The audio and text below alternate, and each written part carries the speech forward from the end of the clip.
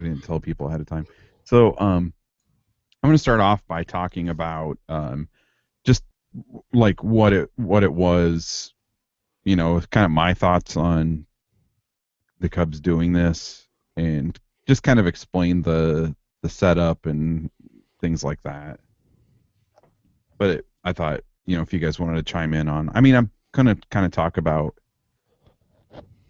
the idea of the Cubs paying attention to, as they call it, alternative media.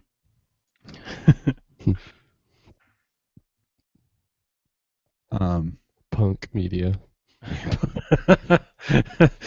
Grunge media. And underground. I don't know if you guys saw on that cart thing too, but it also allows me to have a coupon code, which is pretty cool because then I can give the Patreon people a code. Oh yeah, I just added a shirt to the cart. Okay, I'm expecting to get this tiny shirt. That's not. Oh wait, there you can select other sizes than small. Yeah, that took me a little while to figure that out too. I'm gonna click on the little garbage can icon here because I don't want it.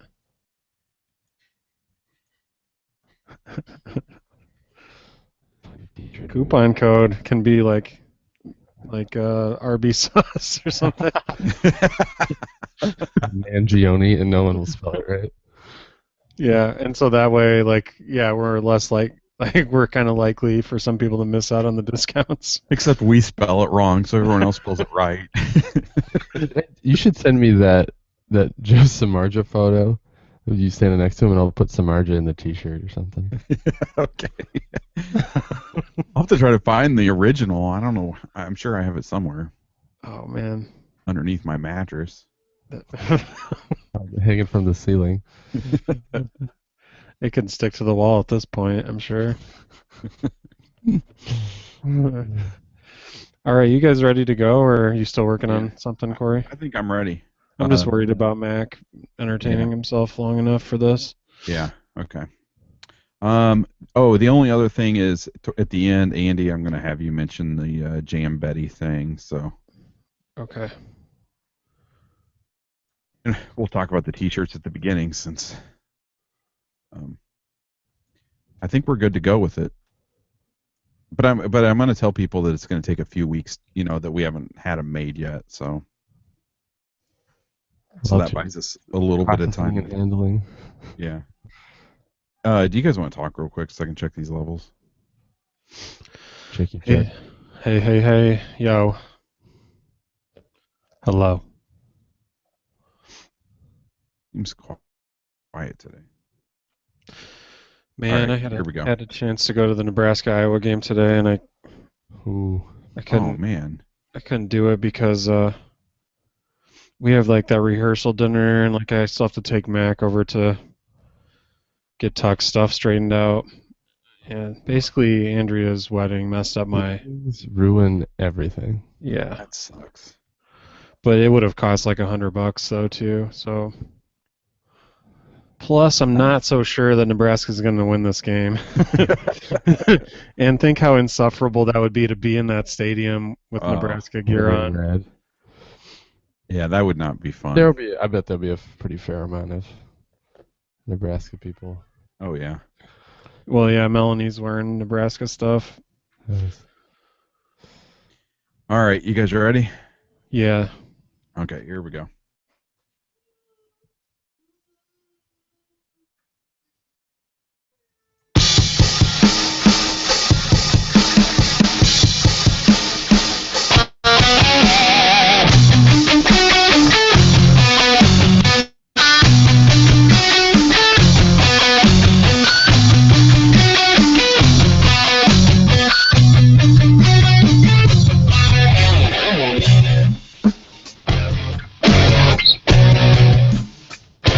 Hi, and welcome to this week's episode of the IVMV Podcast. I'm one of your co-hosts. My name is Corey, and I am joined by the other two hosts of this podcast through a Google Plus Hangout.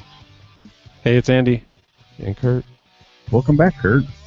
Hey, thanks. It's good to have you back. Just realized, until you said that, I hadn't realized I had been my first time back after an extended leave. in listening, when you listen to those episodes, it just felt like you were right there. Yeah, I felt like I was part of it, doing my usual thing, just listening to you guys say incredibly intelligent things Yeah, that doesn't while I happen. sit on the sidelines. How's everything with the baby? He's good. Yeah, he's as babies do, not sleeping. But that's like everybody loves to ask, like, does he sleep through the night? Well, no, he's 2 weeks old. They don't go more than 2 hours without eating or pooping, so no. But overall, he's great. He's healthy. Mom's healthy. Not much more you can ask for. Good. I thought that was cool that you went with Ian for a first name and Stuart for a middle name. I thought that was pretty cool.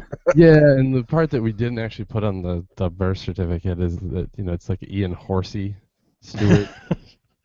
He has 2 middle names. Yeah, they won't allow you to put 2 middle names on a birth certificate. So Oh, yeah. it's going to be between him and his friends.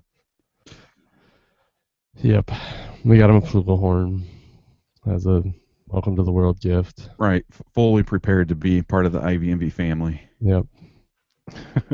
So we talked about this, maybe you listened to it. We kind of talked about the idea of naming your kids after, like, kind of Cubs themed, I guess, which sounds weird, but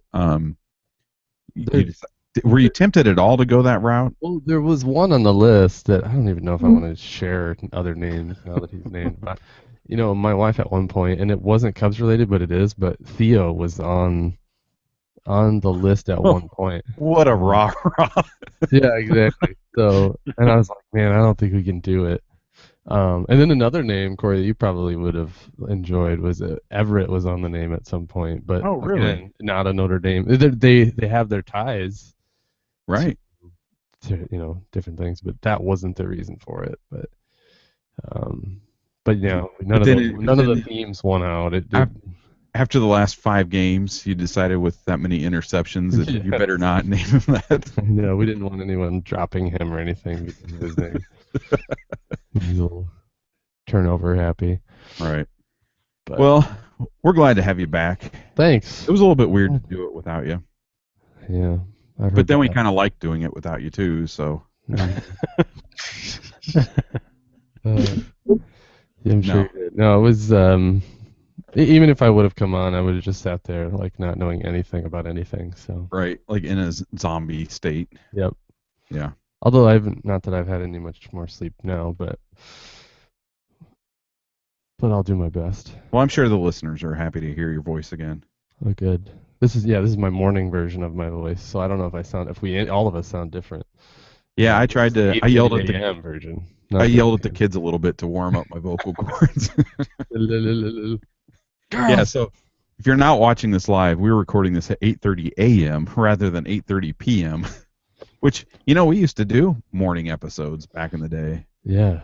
That used to be our regular time, but all right, well, this I guess this is coming out on Black Friday, and we have a Cyber Monday sale, and that's crazy because we don't have anything to sell, right? That's where you're wrong. Well, we do have something to sell. We've actually had I've had a number of people ask me over the last few months about T-shirts, and we decided to take the plunge. So we are selling T-shirts, and if you go to ivnv.com/ what did we decide? Store? No, not store. What did we decide? What did you guys just suggest? I don't remember suggesting anything. Just go with what you got. With Merch? Merch. Yeah, I think I think maybe you said shop or something like yeah, that. I tried to do shop and it wouldn't let me for some reason. So let's do store. That sounds better. Right, And then How about kiosk? you just threw out like 10 options. we've totally confused anybody that's interested in a Why T-shirt. aren't we getting any T-shirt orders? This is ridiculous. No, let's do ivnv.com/store, and then if that doesn't work, then I'm screwed. So I don't know why it wouldn't let me do shop. It said it was already taken, but it's not taken. So anyways, these T-shirts, and we'll have images up and everything. So if you use it when you check out, if you use the coupon code Monday on Cyber Monday, then you will get them for 20% off. They're $15, but on Monday you can get them for $12. And just a heads up, they obviously are in process of being ordered and printed and everything. So it might take a few weeks for me to get those out. But yeah, so There's no 20% guaranteed Christmas delivery on these. What's that? There's no guaranteed Christmas delivery. I would guess it would be right around in there, because I'm assuming you know how getting stuff printed, you kind of have to have a little bit of dialogue back and forth, and we need this changed a little bit and stuff like that. So yeah, we're still negotiating with UPS and FedEx on the exclusivity shipping deal, so that's not in place yet. So right. Could have some delays there. We're working on the drone. Right. The delivery drone. We're trying to lease our own, but yeah, I don't know. These shirts are going to be pretty cool. They're going to have the IVMV logo, navy blue with white ink. Correct, Kurt? Yes. So, correct. So buy these and wear them to Cubs games and wear them to events where there's other Cubs fans. And if anything else, I mean, I think, there's a lot of people out there listening, and so you might have somebody come up and say, oh, I listen to that too, or somebody might ask you what it is. Dress it up. I think you could dress it up with a blazer too if you have like a formal occasion. Well, I know one Cubs fan that wears a blazer to games. Michael does. Remember he wore that blazer for the 100th anniversary game? Yeah, he's got some cool gear, that's for sure. Yeah. So anyways, we're excited to have T-shirts. We're heading into our 7th season of podcasting on the Cubs, our 8th season since we started the blog and everything. So it's about time we got T-shirts, I think. And so thanks to everybody that's asked me about it and kind of pushed us that direction. So I'm excited about them. And then also quickly before we get into our topics here, obviously with Cyber Monday coming up, if you shop on Amazon or your family members do or coworkers or whatever, if you could tell them to go through ivmv.com to do their Amazon shopping, doesn't cost them anything extra at all. Shopping experience is the same, and Amazon gives us a kickback. And this is kind of November and December are the 2 months that really help us out, just because people are shopping so much on Amazon. So, although I should say, support your local businesses too. Yeah, tomorrow is Small Business Saturday. That's a good thing to do. Right. I'm in favor of that. However, if it's something where like, oh, I can only get this at Walmart or Amazon, then shop Amazon. Does Walmart have a lot of exclusive stuff? I can only get this at Walmart. I have no idea. It's a huge store, so there must be things that you can only get there. All right. Well, we typically record live broadcast and release our episodes on Sunday evenings. However, we're putting this episode out a few days early because we wanted to talk about the first ever Cubs bloggers forum. And if you pay attention to Cubs blogs and Cubs bloggers on Twitter, I'm sure that you heard and read about this event. The Cubs invited me to participate since since I was the only podcaster in the group, I figured it'd be appropriate to cover the event in audio form rather than writing a blog post about it, which is what everybody else did. But I thought, well, if I was there kind of representing the podcasting realm, perhaps I should talk about it in that form first before I write anything about it. So I'll kind of describe the events or the event and what it was, and then we'll discuss the topics that were covered after that. So the Cubs invited a small group of bloggers to participate in this forum. I was really happy as a new media content producer to see the Cubs value the role that we play in the coverage of the team. And then as a podcaster, I was really happy to see them put us at the same level as bloggers and the other bloggers that were there in attendance. And we do play kind of a different role than those other guys. They are providing they're providing really good analysis of the news and commenting on things basically as they are happening. And as a podcast, we're not going to break news. typically. You know, we're probably not going to tell you things first because we release episodes once a week. You're going to get the news before our episodes come out on Sunday evenings, but we provide a conversation on those events, and the Cubs understand that, and you know, I guess they understand the role that not just we play as podcasters, but also as all of the, as they call it, alternative media that was there. I think they really understand the role that we all play. And I think it was Crane Kenny that said that that the beat reporters, you know, they have their 150 to 500 word pieces, but it's us in the alternative media realm that really kind of keep that conversation going. And I think the Cubs understand the importance of them being involved in that discussion.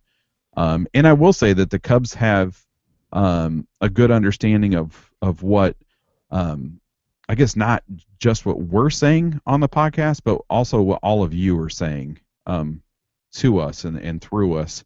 I think that they have to run their business in a way that they feel is the best for their organization, but they do appreciate your voice, and believe it or not, they are listening. And I think that the fact that they held this event and invited me to represent IVMV and IVMV listeners, I think that, you know, that's a pretty good example that that's true. So for you guys, Andy and Kurt, I gave you guys the audio of most, I would say most of what happened that day. You know, the meeting with Crane Kenny. So I'm kind of curious if you guys have any thoughts on just the fact that this happened, the fact that the Cubs made it happen. It was kind of their choice to make it happen, and just kind of the role that new media plays in all of this. Like you were kind of already talking about, Corey, I thought it was pretty cool that they basically asked you sort of what our listeners and what readers of the other bloggers were thinking about the Cubs and what they were doing. So they really are genuinely concerned to hear about what the fans, I mean, I think that they consider people who take in like our podcasts and read some of these other bloggers' stuff as being Cub fans that really think about the team critically, you know, and so they're interested in hearing what the point of view from those type of people who follow the Cubs. And I think that's pretty cool, because sometimes I think about these, you know, when I think about front offices, I think of sort of like a sequestered group of people that aren't that interested in what fans and what people have to say about their team. Right. Yeah, and it's smart on their part to, you know, because what I assume we've done, we all know there's different levels of fans, and we all know those different people. The casual fan who grabs a game once in a while. There's, you know, the more serious, and then there's people who know every in and out of baseball and business side, and what they probably identified is that somebody who's going to take the time to listen to the three of us doofuses talk about the Cubs for an hour every week is probably pretty serious. Right. And same with the blogging, to take your time to read those things is pretty serious. So you've sort of taken this huge pool of people and narrowed it down to the most serious and the most likely to spend their money. So from a marketing standpoint, it makes a lot of sense. And I also think that the sort of overall tone of the meeting was interesting, in that you could tell that it. So all you guys, the bloggers, and of course we're excited to be there. Corey's excited because we don't get this kind of access often. This is the first time.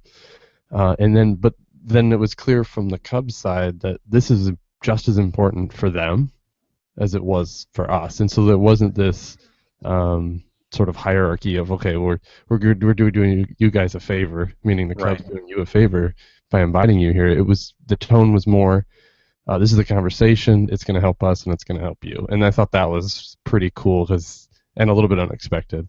Right, and when I mean that, you know, they're interested in the fan voice. I kind of saw that whole thing as like us being able to represent our listeners and that section of fans. And I'll say, I mean, that like there were some things that they asked, you know, input on, and there were a couple of ideas thrown out, a couple of things mentioned, and it was like okay, write that down. We need to do that. You know, now as a fan, I don't want to see fans impact what the front office does as far as like player signings and contracts and stuff like that, and that's not going to happen. But I think that it probably helps them learn how to kind of. It probably helps. I think it benefits them because it helps them learn how to maybe present things and how to and not so much the front office as far. I mean, the front office, yes, but not as far as like Theo, or Jed or even Crank Kenny. But it probably helps the PR team a little bit learn how to kind of present things that are happening and kind of be that voice in the middle. But yeah, I thought it was really cool, and I think you hit on a good point there, Kurt, that I think the Cubs, I definitely got the sense that it was helping them as much as it was helping us. Mm-hmm.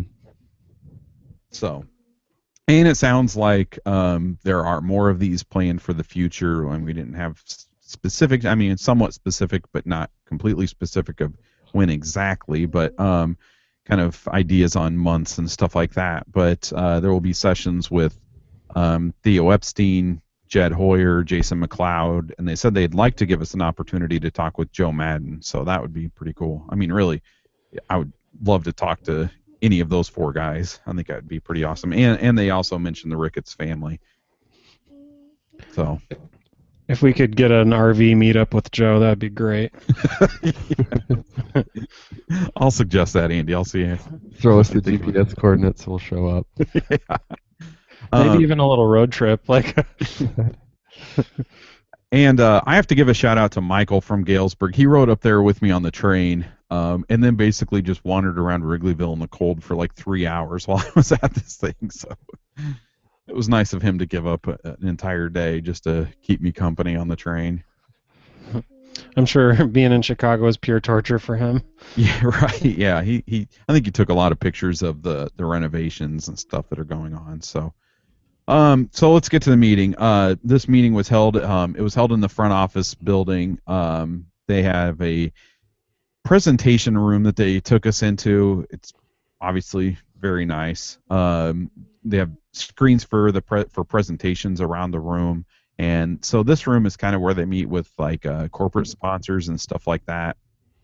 And they have these big screens that they're able to show them things. And then kind of like hooked on to that room is a room with a big table in the middle, and in the middle of the table is a huge model of what Wrigley will look like after the renovations. It's not completely up to date since the Cubs have made adjustments to their plans since the model was made, but this thing was pretty incredible, and you probably saw the pictures on our Facebook page and posted on Twitter by those of us that were at the event. But it was, really cool to see a model of what this thing's going to look like. And I mean, just from the pictures, what'd you guys think of it? I mean, I don't know if I had really, I mean, I think I knew that I'd heard about it, but I don't know if I had seen very limited pictures from, traditional news articles and stuff, but it was definitely cool. And I've seen the renderings online, not the model, so I'm kind of familiar with it, but it's still super impressive to see it right there in such detail. I mean, it's like, that's it. And like you said, Corey, it's kind of hard with the pictures to get a sense of the scale of it because it's pretty massive, isn't it? It is big, yeah. I mean, I don't even know. I would guess, I don't know, 8 feet maybe by 8 by 8. I don't know. I guess I didn't pull out my tape measure that I had clipped to my belt. Well, yeah, I mean, I don't need the exact dimensions, but I mean, you said it was like kind of the size of a conference table or something. Yeah, and it was pretty cool because we sat around that, so that was in the middle of us while we were talking. So that was kind of cool that he could actually point out things. And so the model itself was amazing. Like, Andy, you got your son right there with you. If this thing ever comes out in it's licensed for Lego, it's you guys are gonna just have the time of your lives with it. Can't wait for that. So there's 41,000 seats, and he said that they were each hand set. That's oh my! It was really cool, very amazing. You can kind of tell from the model, like the way that the video boards and stuff will affect the wind, like for game days. Right. Yeah, so well, it didn't have all the video boards because they got it. The Cubs actually, and I'll get into this here in a few minutes, but the Cubs got approved for more than they expected, and so this is kind of like what they. Her credit score is better than they realized. Right. So yeah, it was cool to see that, in person rather than just drawings on the internet and stuff like that. So first we met with Kevin Sagi and Julian Green. They're kind of with the PR department, and then Crane Kenny spoke with us, and it pretty much went into a Q&A. There wasn't very much time of like him having, prepared remarks or anything like that. It was really just kind of a discussion. So let's take a look at the topics that came up. It was a pretty free-flowing conversation, so I can't really go in order of how it all happened because we kind of jumped around a lot. And so, obviously, like I said, to help make this a complete discussion, I gave the audio to Andy and Kurt so they can discuss it. Otherwise, it would just be me here talking the whole time, which it kind of feels like it is anyways right now. But yeah, I'm already bored. And I thought that you guys might catch some of the stuff that I missed. So I didn't go back and listen to it. I took 8 pages of notes here, and I have them in case I need to refer to them. Basically, Corey's notebook is like your first college lecture. Yes. Wrote everything down. I took a lot of notes, and so I kind of organized this based on the things that I wrote down. So let's start with the renovations. And as far as I know, well, at the time, as far as I knew, this was the first that we had heard that the renovations may not be completed for opening day. And when Crane said that, I kind of like discreetly glanced around the room, like, did I hear what I think I just heard? And at the same time thinking, did I miss something in the last few weeks and everyone knew this but me? But no, so that was kind of cool that we were able to get the scoop on that before the traditional media did. And I would imagine they probably weren't too happy about that. So if you didn't hear, it sounds like it's not going to be ready. The bleachers will not be ready. Now I would assume portions of it would be. I didn't get the idea that like just flat out, yep, no outfield, no bleachers. But there's a few reasons for this. First off, as I mentioned, the Cubs were allowed to do more than expected, and so their plans changed. The city approved them to do really more than what they first proposed. So they were able to buy the sidewalk and the parking lane of Waveland and Sheffield. And he also talked about reason for this being that some of the issues that they're having right now, the biggest issue is probably the water main project. I think it's in right field. I think. But he said that the bleachers, they're only 10 or 15 years old, and so they knew what they were getting into when they tore them out. But when they got into the ground, the water main was much older, and it's really just kind of slowed everything down. They said that portion of the project was supposed to be done on October 6th. But here we are about to go into December and it's not done. So I asked him, Kenny, if they expected to have kind of this possibility of not having the construction done for opening day throughout the renovations over this 4-year period. And he basically said, yes, this is going to be a yearly thing. And from what I gathered, go ahead. That was actually my son just like making a noise. Sorry. Okay, that's all right. Get off the shed. Sorry, I was just gonna add to. Okay, wait, was I gonna add? Sorry.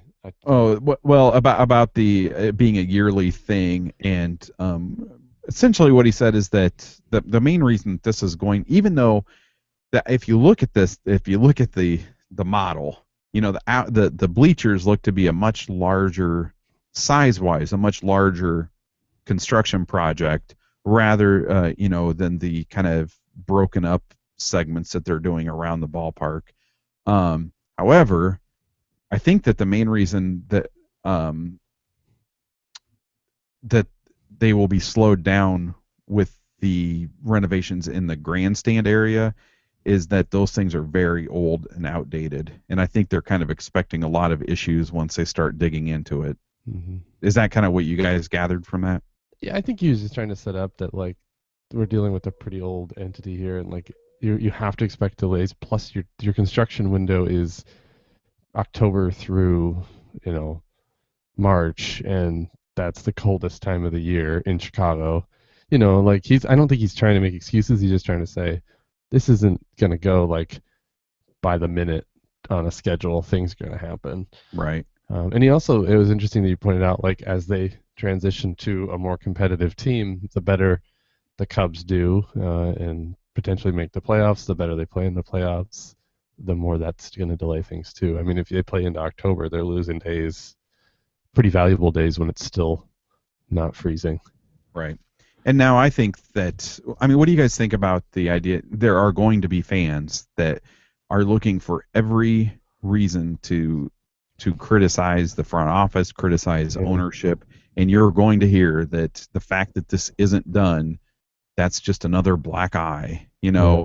And what do you guys think about that?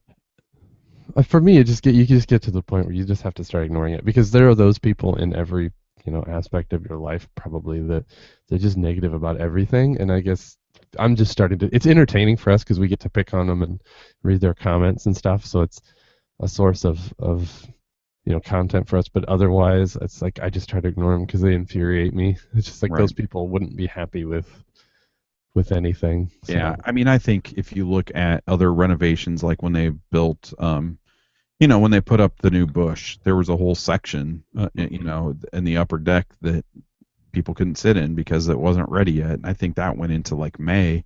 I don't know. I think it's just ridiculous. I mean, it is such a small period of time to accomplish such a big project, and it will be every year. And I think if you're looking for reasons to criticize the front office, you'll be able to find them anywhere. And even the things that logically tell you, like, yeah, that's not a black eye, you're still going to see it that way. And Yeah, I guess I look at it. I put in a 10 by 10 patio in my old backyard, and that took me like 3 weeks of working like 8 hours a day. So I'm not going to criticize anybody that can't put up an entire bleacher thing and have it ready to go within a few months. That's hilarious how you compared it to your personal construction project. DIY weekend warrior project. But I mean, it sounds like they have done the best they can, to try to. I mean, they even planned for unforeseen circumstances, and so, gosh, yeah, you're like you said. I mean, haters are gonna hate, as Taylor Swift would say, Yeah. Well, And it's I just say it's funny how like individuals think like this is important to me. The bleachers must be done. Well, what the hell do you care? Like, are you going to be there on opening day and all mad that they're not? Because there's no entity that wants this done more than Right. the Cubs. right. They don't Yep. want to sell 5,000 less tickets. I mean, so it's not like the Right. idea that they're somehow doing this on purpose or so inept at running anything that this just happens. Like, it's just ridiculous. Right. To think that. So Well, and the alternative is to play an entire season at the Cell. So which would you rather do? move them to Rosemont, tear it down. There's a few of those comments in the article about it. Yeah. Move to the suburbs.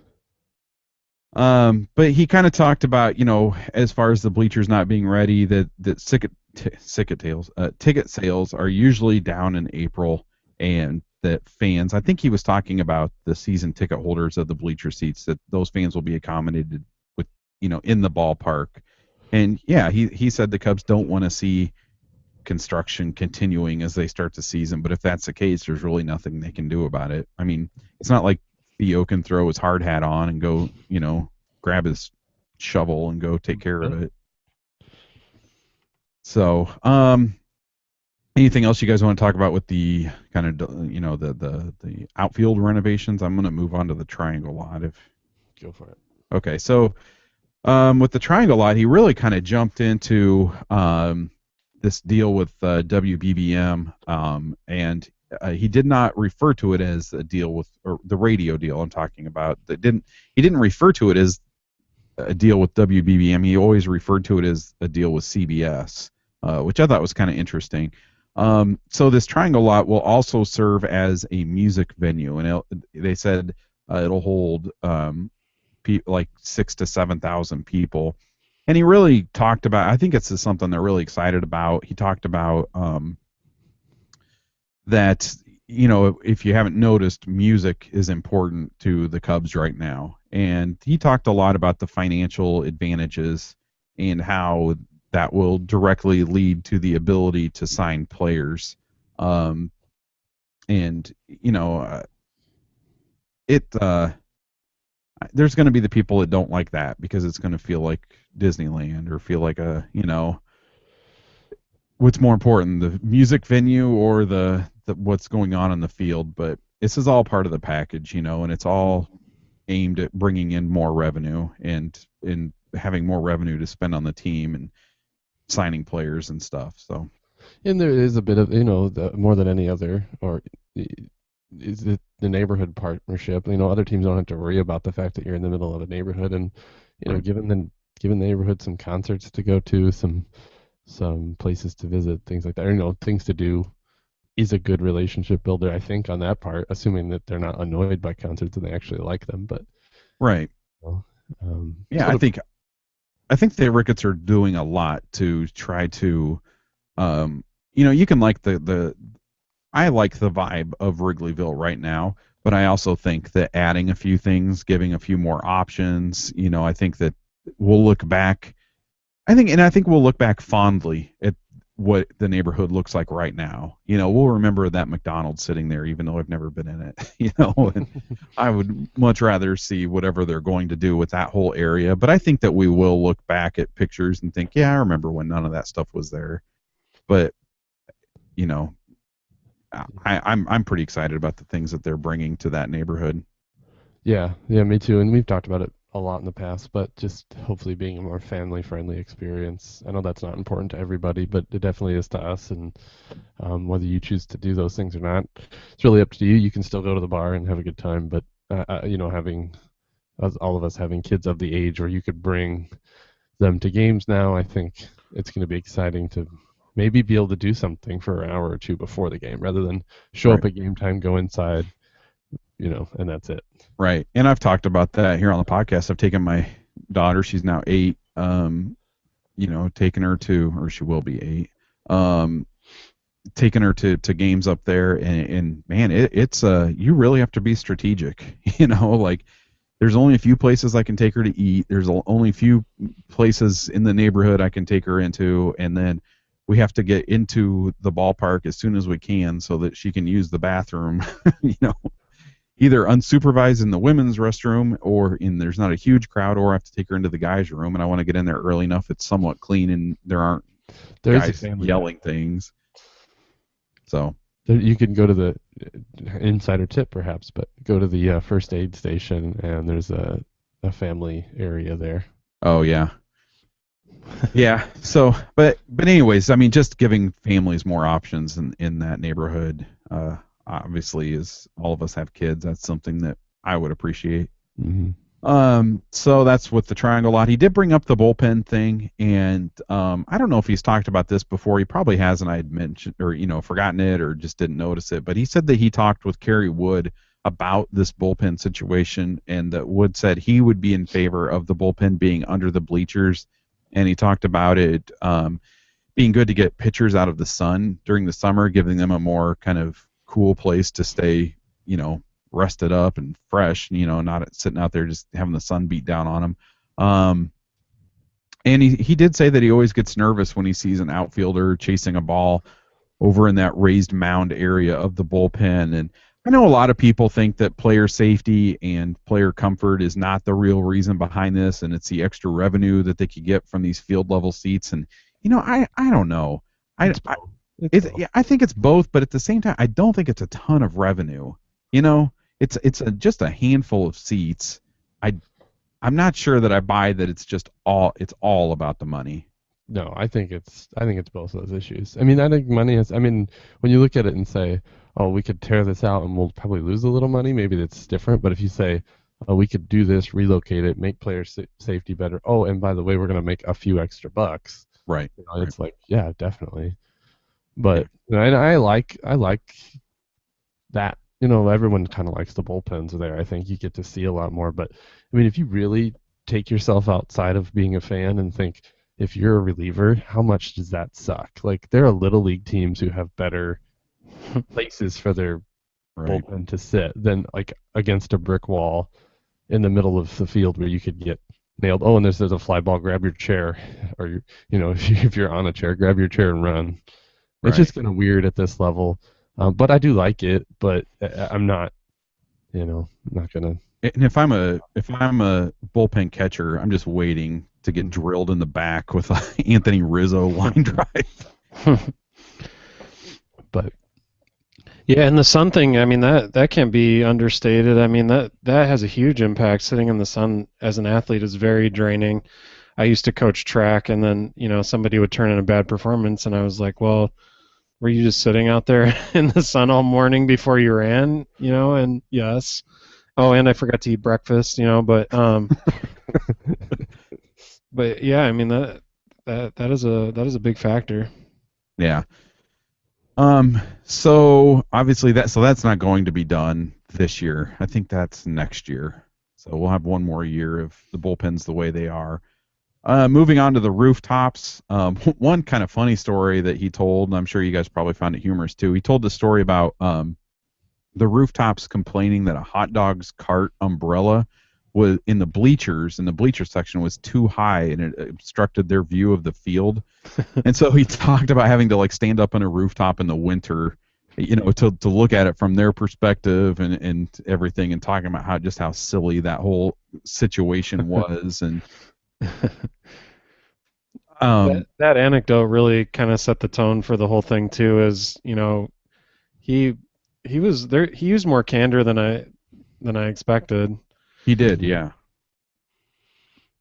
And coming out of that conversation, he was flat out asked if he regrets the rooftop deal that he made, and he said that he doesn't regret it because it led to the ability to schedule games at night, and it got the bleachers renovated last time.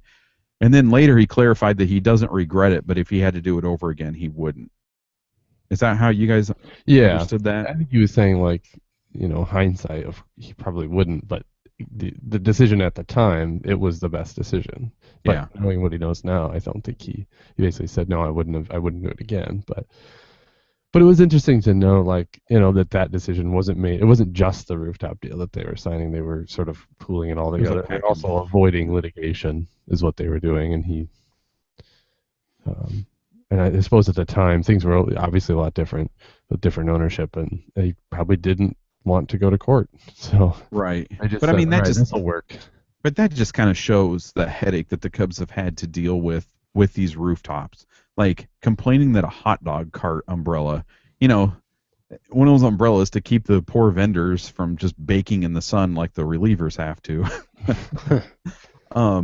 And I mean that's just so ridiculous. It's not like they were putting up like a 50-foot banner to try to block anything. It was a hot dog cart umbrella, So he did talk about the Ricketts family buying rooftops. That was in the news in the last week. That we may see them buy some rooftops, and he said that they would do it at quote reasonable prices. Obviously that's a pretty relative term, and then between two parties, what's a reasonable price for one side probably isn't for the other. But he did say that they are coming closer and at the right price as anything is possible. So I really think we're going to see. I just think neighborhood wide we're going to see this family, really kind of have a footprint, I guess. Yeah, definitely. And it makes sense for them because they're trying to sort of control the experience as much as they can, right, in and directly around the ballpark. Right. They want that to be the best possible experience. So. Yeah, and they're buying up the properties to make that happen. Mm-hmm. Well, let's get into media rights. And Kurt, you're kind of our business guy. You're kind of our you know how to do the MLB.TV situation, and so you're the expert. I do know how to purchase that on my credit card. Yeah. So that makes you an expert. Things, yeah, I do. But I mean, the gist of it is, the WGN deal is up. The Comcast deal runs through 2019, so they've got to figure out a stopgap issue until the whole slate of games is on the board to sell. I mean, that's going to be the big deal. But for now, he did say that it would be soon, and somebody sort of pressed him a little bit more, like, well, what's soon? Is that like a week, a month? And I think, if I remember correctly, he said probably before the end of the year. Right. So you'll see that deal for the replacement of the WGN carry games. What that isn't set yet, but would probably be some sort of over-the-air broadcast. And it could be back to WGN. Right. And that'll probably come soon. That's really not the important deal in this whole thing. But it will be interesting to know where we're going to watch games in the coming years. But the bigger deal is the 2020 and beyond deal, because you're going to, that's going to be a huge amount of revenue, a really long-term deal. They don't know what they're going to do, but it seemed like to me that the Cubs network idea in some form is probably going to happen. It's just how that takes shape is what's unknown. So do they sign with a partner? Do they go it alone? I mean, that's kind of the gist I got. So it's like there will be a Cubs network, but right. But how it's structured. Right. So he talked about there being like 3 options with their own network, and the first one would be a deal with something like Fox, like FSN or whatever. The second, he said, would be a distribution deal with someone like DirecTV, and then the third option would be a third, like a third party, a private firm, I guess. So, yeah, but they've got lots of time to, I don't think we're going to hear about that until for a number of years. Right.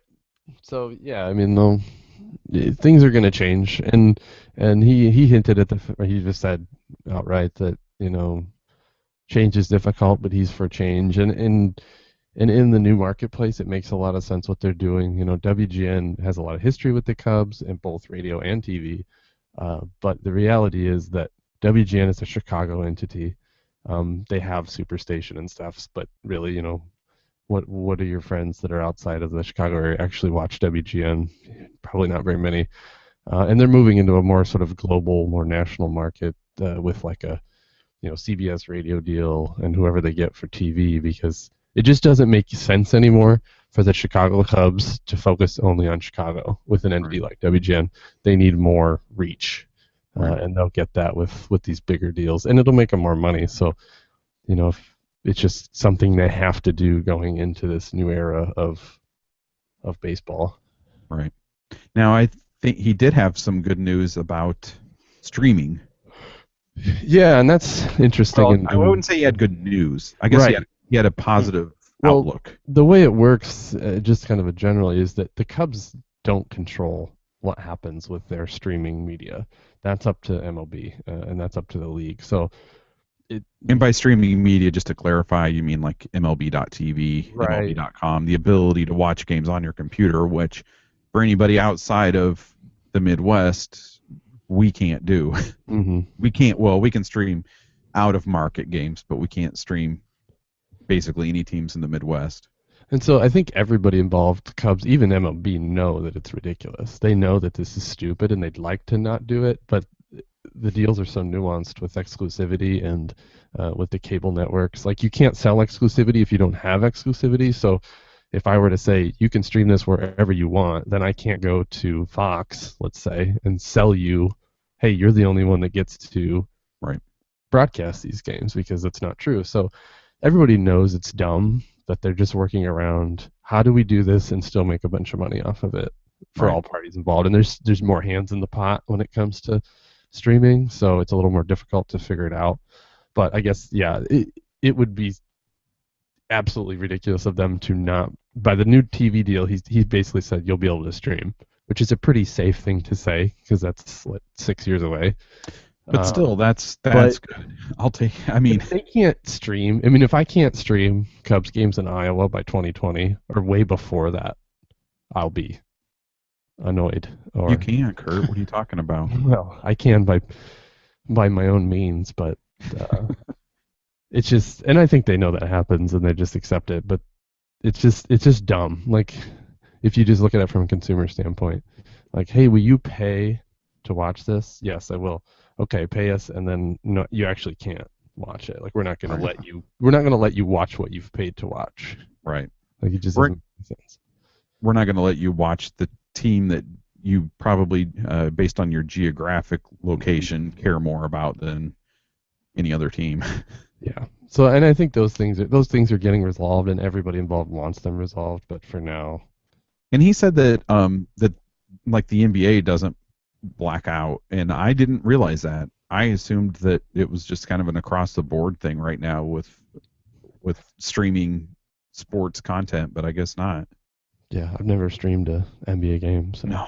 I don't think I've watched an NBA game since like I don't know 98.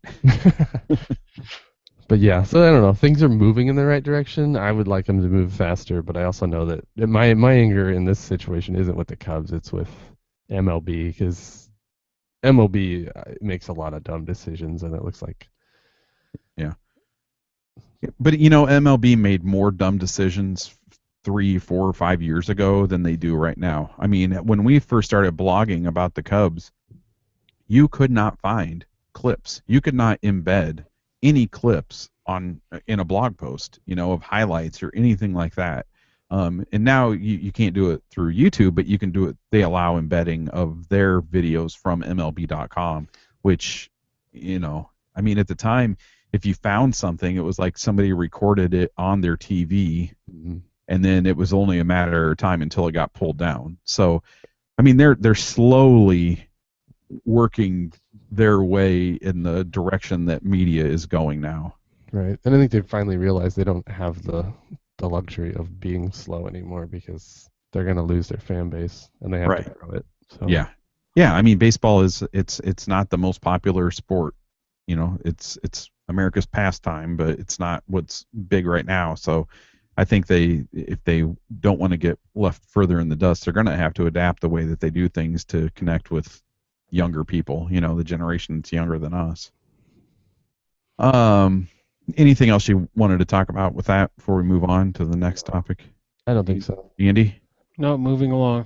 Okay, so let's talk about the topic was brought up about the idea of Ricketts being cheap, and Kenny's response basically was, I don't know where that comes from. He talked about, and then he kind of gave examples of why he doesn't understand where it comes from. He talks, and these are the things we talk about on here. You know, the facility in the Dominican Republic, and he talked about the facility at spring training, although they did receive help from Mesa with that. But then he also talked about this $600 million project going on at Wrigley right now with zero public financial support. And in talking about that, he drew a parallel to Atlanta's new ballpark, and he said that that's a $600 million project, and it's half funded by the public. So, I mean, that was kind of it. Like, how in the world can you say, like, they're spending $600 million? And granted, it's an investment, but it's also doing things that will lead to not only a better fan experience, but also lead to players wanting to come to Chicago to play. Just a better team in general. Right. Yeah, better. Yeah, you're right. Through training facilities and through everything. What, you know, there was talk about one of the reasons that they're perceived as cheap, and that's that they haven't spent a lot of money in the off seasons recently, and especially this last off season, not the one we're in right now, but the last one. And Kenny said that, you know, it was Theo's decision to not spend money that was made available to him. He said that Theo chose to not spend the money, and the money was there, and Theo held off. Well, and I think that's kind of the important distinction, is that the money. So the Ricketts aren't running the baseball side, so to speak. That's why they hired Theo, Jed, Jason. That's why those guys run the baseball side. And I think just like any business, you know, they say, all right, guys, here's your baseball budget for the year. It's not like every other day, you know, Tom's coming into Theo's office and be like, hey, dude, I found another $10 million in the hallway. Here you go. I mean, the budget is that. It's like, I was in that hallway and I looked for money laying around. I didn't see any. it's not a daily conversation of like, well, we're gonna pull it up to another 50 million. Oh no, we're gonna pull back that 50 million. Now you only have this much, and it's Right. these budgets are set. Whether Theo and Jed decide to spend that money is up to them on the baseball side, but the Ricketts make the decisions on the facility and on the club and on the whole entity of the Cubs, and that's where you have to look at that and say, wow, they're definitely spending. Well, and I think that Ricketts, obviously it's their money, so they are setting parameters. I'm sure that I think if Theo was like, hey, we can do this, can we have a little bit more for this? It's like going to dad for an allowance. And I mean, he could say yes, but I think what it was that that Theo didn't see a point in spending that money because he thought I could save it. He probably said, well, I can save it until this point, and then we'll be able to use it better. What's the point of going out and buying a big free agent when it's only going to help us a few wins, which is not going to put us in any better position to win the division or even get into the playoffs through a wild card. So I think it was a decision that Theo made of like, you know what, there's no point in spending this right now. Let's hold on to it and use it when the time's right, which is within a year or two. Mm-hmm. Yeah. And like we have been talking about now, the fan perception, and now we're going to get to a point where they come in second on Russell Martin, and they may come in second on John Lester, and it's going to be, oh, they're cheap, they won't go out and spend the money. But you know what? You look at that Russell Martin deal, and at some point you have to let someone else outbid you. At some point you have to be willing, like, to say, you know what, that's just not worth it. We're not going to get enough in return. It's not worth it for us. And it's unfortunate, but that's how baseball works. You can't get everybody. You can't get everybody you want. So, but that it's going to be, oh, they're cheap. Look, sure, the money was there. Sure, it was. Yeah, I think that there's a good number of people that are the same person complains about the Ricketts being cheap and then complains about how much professional athletes make. Yeah. I mean, if you just throw money at them, they'll keep taking it, and this whole free agency thing is just going to keep getting spiraling out of control like it is. I mean, the fact that a 30-something-year-old catcher is worth, what did he get, however many million a year, like that to me is a little bit nuts. But yeah, that we're in that era. But yep. He also, in talking about money, he said that they don't intend on running a second-rate organization. He kind of pointed back to the Dominican facility, and that that's first-rate. Spring training facility is the best in baseball, first-rate. They want the best, ballpark, and they're trying to make this a first-rate facility. And he said they don't want a second-rate organization. They don't want a second-rate TV deal. They don't want a second-rate anything. And something else he said that kind of stuck out to me in a different conversation, but he said they aren't scared to scrap, is what he said. And I think he was talking about the rooftops. He said that a couple times. I just kind of picked up on this, like, I mean, he's a pretty mellow guy. He talked about his Zen philosophies and stuff or whatever. But at the same time, there was kind of this, we're not afraid to scrap. We're not, there's a resolve to fight to win. And so I think we're going to start seeing a more aggressive organization in the next couple of years. Yeah, which will be weird, but good. It's just going to be weird to see the Cubs be an aggressor because we're not used to that. Right, but at the same time, I'm quite okay with us rubbing fans of other teams the wrong way. I'm okay with, like, I kind of look forward to the day that we're not the lovable loser. And I'm not saying like I don't want to be like obnoxious players like AJ Pierzynski and the Reds or anything like that. But I do want to see us kind of be a little bit cold-hearted when it comes to the business side. And those are just the things you have to do to succeed, Yeah. Says a guy that is not a business guy at all and would not have the guts to do the cold-hearted stuff that's required. And he said he went along, and this kind of transitions us into the next conversation. He said they want to win the division next year. And he talked about Theo and Jed, kind of praised the front office, praised their smart decisions, and specifically mentioned Arrieta, Feldman, Coughlin, and something he said I thought was interesting, and I'm sure it stood out to you guys too. He said, I don't know if we're the best at everything, but they are really good at scouting. I think that's pretty clear. Yeah. I wouldn't argue that. So that's kind of everything that I had written down, and I know some stuff got past me just because I didn't have time to go back and listen to the audio. But anything else that stood out to you guys that I missed in all of that? I don't think so. I mean, I think that was the sort of the key highlights, but it's definitely interesting to sort of have access to that conversation. Right, and I tell you, I am so excited to be able to have that same conversation with Theo. I mean, like if he is as candid and I guess as Crane Kenny was, really, really looking forward to that conversation. Yeah. I mean, I just want to hear him talk for an hour, and the same with Joe Madden. I mean, based on what we saw at his, his press conference, like if you're going to get like a candid conversation, it's coming from that dude. And wasn't Crane even saying how entertaining it was to interact with Joe? I mean, it's not like we don't know that, but right. And I don't know if I had turned off the recorder by the time he said it, but I think he said like, yeah, if we work it out and you guys can meet with him, like you're going to have a lot of fun. Like you guys are really going to enjoy that. There should be some drinking involved. That'll make it more fun. Yeah.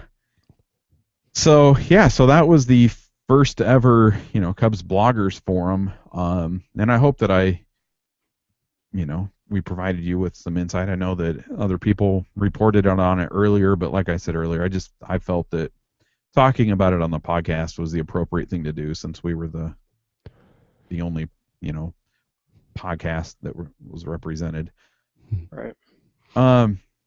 So, kind of wrapping up here, one thing, it's Movember. There's a couple more days of November, and I want to give another shout out to Michael from Colorado. He's doing a Movember campaign for Voices for Peru. It's an organization that he's really involved with, and what they do is they help underprivileged kids in Peru. So it's a really good cause, and he's kind of doing a thing where, like, if he raises a certain amount, he's going to shave his head, and if he raises a higher amount, he's going to wax his chest and stuff like that. So, really just trying to do what he can to try to, help these kids, and I guess willing to wax his chest for a good cause. So you got to appreciate that. So, and what he's doing for IVMV listeners is he is, if you send, you can, if you're not connected with him through social media or whatever, I know a lot of our listeners are kind of, connected to each other. There's kind of a community thing going on. But if you're not connected with them, you can let me know that you donate. So you go to V4, is it the number 4? I think. Yeah, number 4. V4Peru.com, and then you can give, and for every $10 you give, your name goes into a drawing. If you tell me that you did, and then I'll pass it on to him. So IVMV listeners, their names are in a drawing to win Ryan Sandberg. Is it a rookie card? I can't remember. I think it is. I think so. I think it's a Ryan Sandberg rookie card and a Greg Maddux rookie card. Yeah, I think you're Again, I don't have it up in front of me. I'm pretty sure it's the rookie cards. But anyways, a raffle, a drawing, and so if you donate $20, then your name is in there twice. And so that's really cool that he's doing that.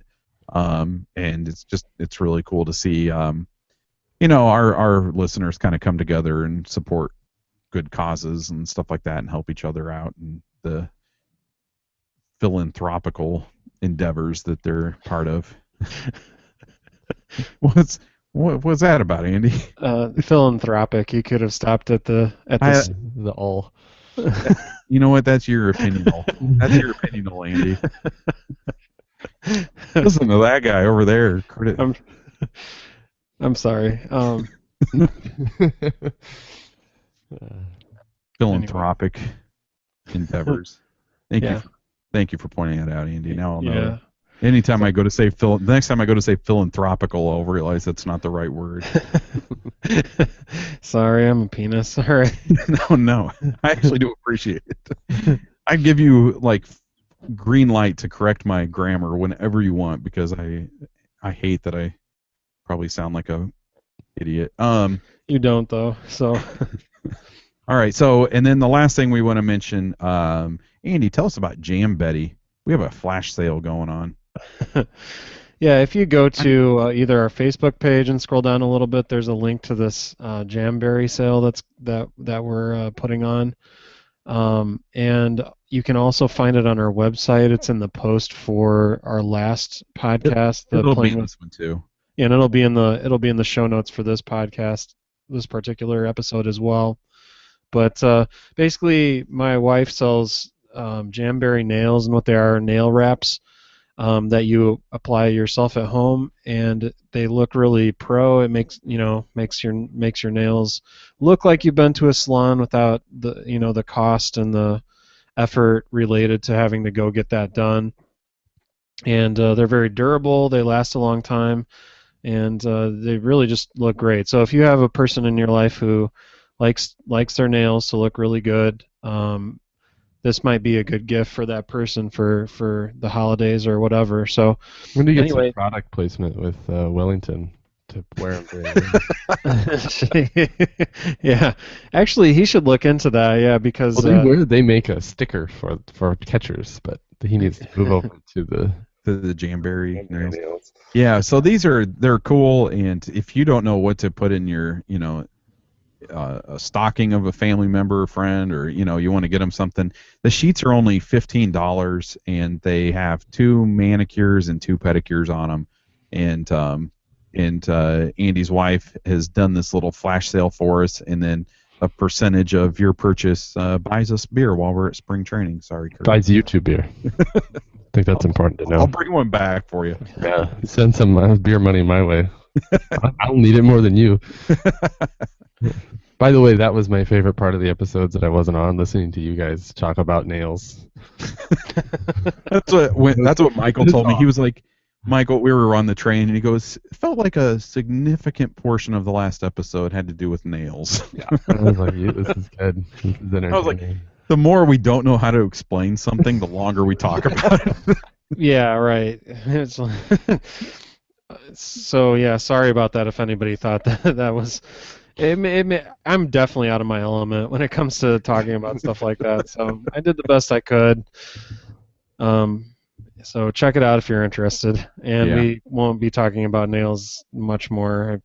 We can promise that. Right. So I think the sale. Go buy them, or we're going to talk about nails on every show unless you go buy them. Right. I mean, if you want to buy a beer, you're going to have to fly to spring training and buy us a beer if you don't do it this way. But the sale ends on Sunday, so you only got Monday, so you only got a couple more days. If you're listening to this right after we release it, you've got a day or two, and go to our website for the link.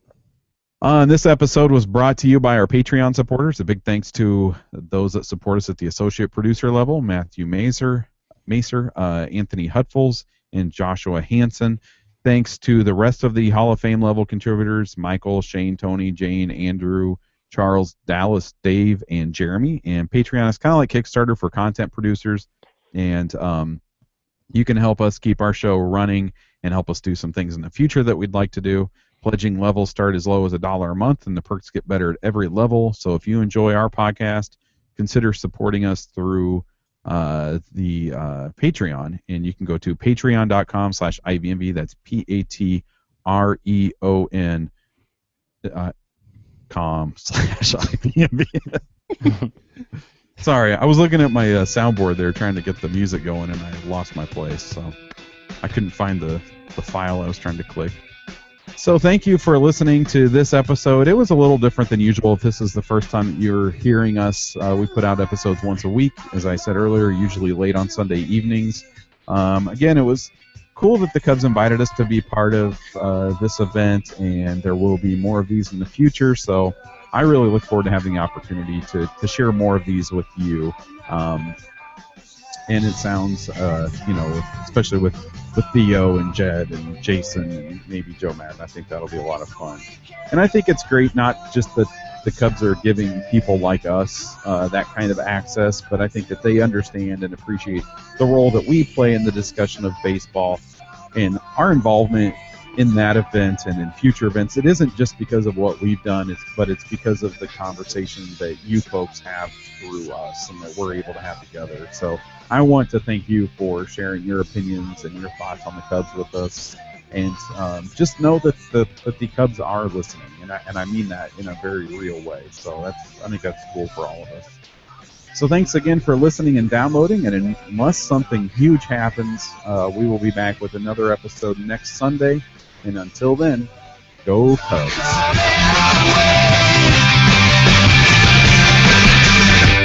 In line, I long to be inside your company. Wait till I have to call me.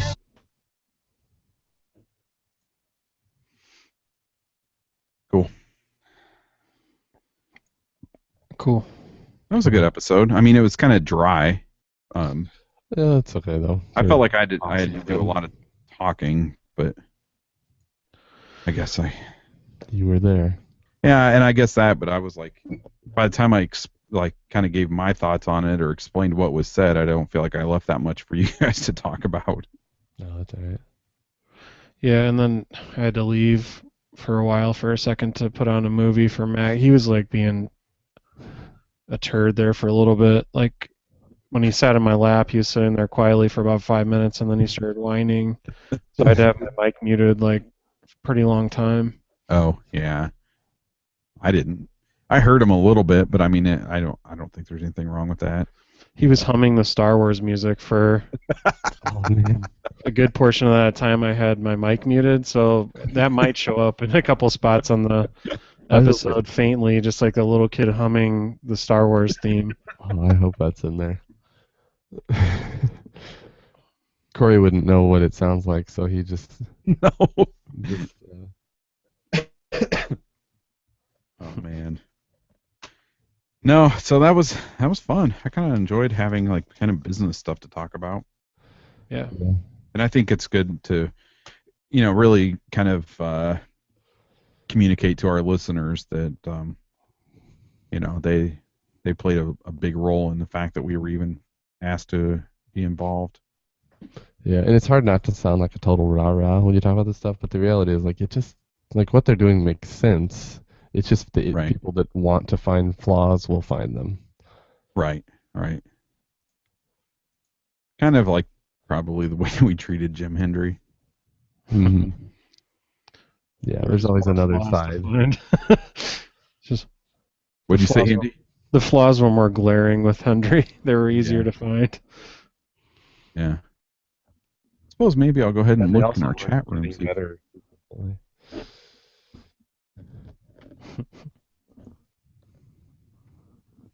Oh, damn. I'm speaking at New Media Expo. You're speaking at it? Can you hear me? Yes. Yeah. We're speaking. Cool. Nice. I'm speaking about being a sports podcaster. Sweet. Oh, yeah, there's Bob and DeRosa in the chat. Tony. Sorry. We didn't man it. I know. Is it Bob? Is it UK Bob? Yeah. Oh, man. What a bummer. We always record at like 3 a.m. for him. The one time he's there, I'm not paying attention to the chat. Well, yeah, Tony and DeRosa are there chatting, so. Oh, Tony. Hey, Tony, if you're not going to opening day at Wrigley, put Duffy's on your calendar. I would tell Bob to put Duffy's on his calendar too, but it probably wouldn't do any good. Maybe there's a Duffy's over there he can I bet there's lots of Duffys over there. I mean, I bet there are a lot of bars similar to Duffy's. Only they don't play baseball. They don't show baseball. Right. Man, I wish I would have been looking over in the. Rowdy Cricket Bar. Mm. Well, my fine friends. You need to go attend Well, your child. Yeah. Yeah, because he's being the TV is babysitting him right now. This is America. This is America. Dude. All right. Well, I'm gonna hang out. If you guys that are in the chat want to hang out in there for a little bit, I'll hang out for a little bit. I gotta go get a Christmas tree and take photos of my children for our Christmas card. We're putting up our Christmas tree. I can't imagine how many freaking mice are going to be in that box when I open it up. No. Oh, man. It's come flooding out. It's like a stampede. This is so Clark Griswold. Mice just running everywhere. So, have fun with that. All right. Catch you guys later. See All ya. right, we'll see you. Bye.